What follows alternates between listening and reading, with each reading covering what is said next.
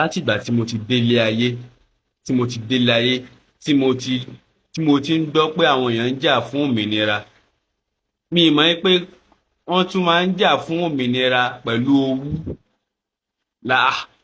Wọ́n ń jà fún òmìnira tiẹ̀ for freedom of the people, ẹnìkan náà ń jà fún òmìnira agbègbè tọ̀dọ̀ tiẹ̀ náà for freedom of his people. Náà kí ni ó fa owú? You have your own followers, òun náà ni followers ẹ̀, orúkọ yín ò papọ̀, ìṣe yín ò papọ̀, oyè yín gan ò papọ̀, ìrìnàjò yín ò jọ papọ̀. Why can't you just do your own? Let him do his own. Kí ló kàn yín pé bí ẹnìkan gbé drone lọ sí battlefield, àbẹ́nìkan gbé machineries lọ sí battlefield, àbẹ́nìkan ṣe fídíò láti lọ sí battlefield? Why can't you just make your investigation and know what exactly happened that makes them to do it that way? Why must you always come out publicly and disgrace yourself? Abba, this man just dey fuck up every time, just dey fuck up. No be show. Come out and show workings.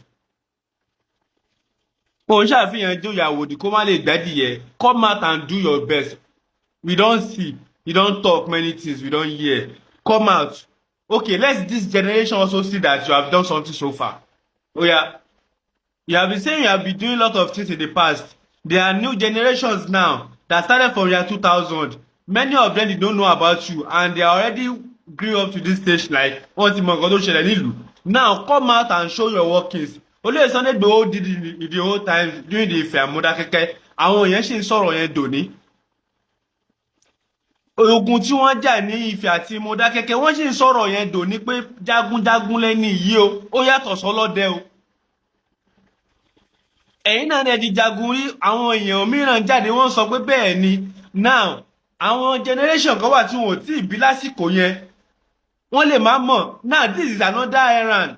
Show workings for this new generation, so this new generation can be an additional to the previous generation and the upcoming one. Wọ́n lè sọ̀rọ̀ yín pé ogun báyìí ìṣojú tiwa o, ogun Fúlàní àtàwọn Yorùbá. Olóyè Sunday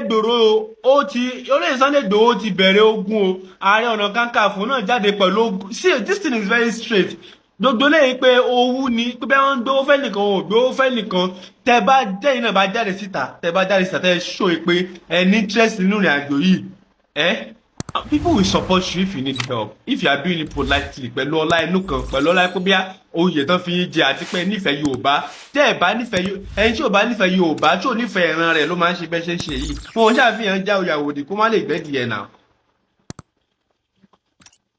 Ẹ kàn máa lọ sí program kan, you just be talking.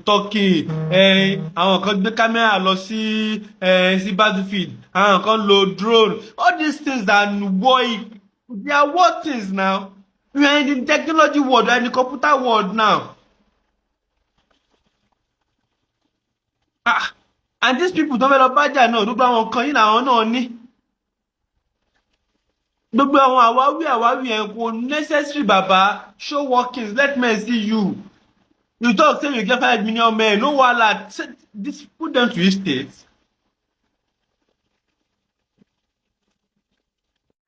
This is ODUA TV Watch. Don't forget to subscribe, comment your opinion, like, comment and share so that other people can get access to what you enjoy on our channel. Thank you. We love you.